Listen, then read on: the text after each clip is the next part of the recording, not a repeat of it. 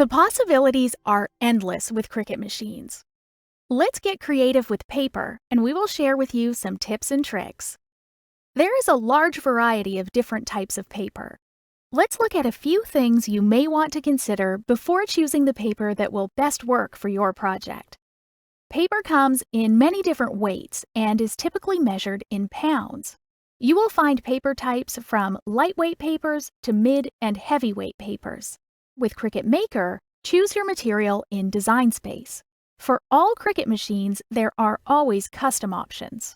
If you are planning on making a project that requires little support or stiffness in the material, such as this beautiful vellum cover, lighter weight paper would be the best option. This might include common office paper, notebook paper, or mulberry paper. Don't forget to use the Cricut Light Grip mat when working with lighter materials.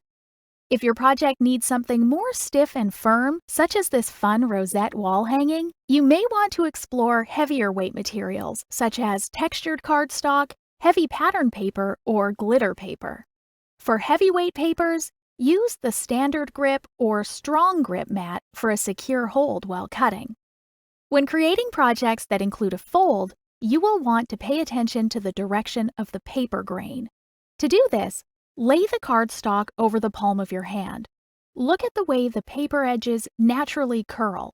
This is the direction you will want to make the fold. Place this side on your mat. This card was folded with the grain of the paper, giving it a more clean and crisp fold.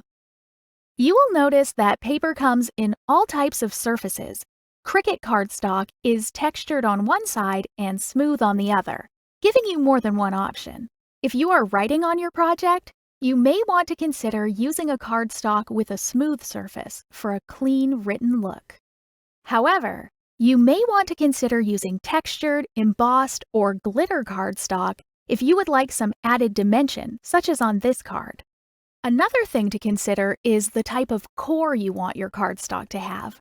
Depending on the look you would like to achieve, you may want to use a solid core, giving you clean cuts, or a white core, which will give you white edges on your cuts. Many of you have tons of paper scraps you just don't know what to do with. Am I right? Use your machine with Snap Mat and your scraps can become treasures. You can create scrapbook pages, mini albums, cards, tags, and embellishments with every last piece. Now that we have covered various paper basics, let's get creative with some fun paper techniques. Working with stiff cardstock can sometimes be difficult to get just the look you want. No worries. Slightly dampen your cut image by spritzing it with water and then manipulate your 3D object just as you want. After it dries, it will be perfectly formed in place. You can even use Cricut cut shapes as a mask for painting or inking. The Cricut Maker. More tools, more materials, more possibilities.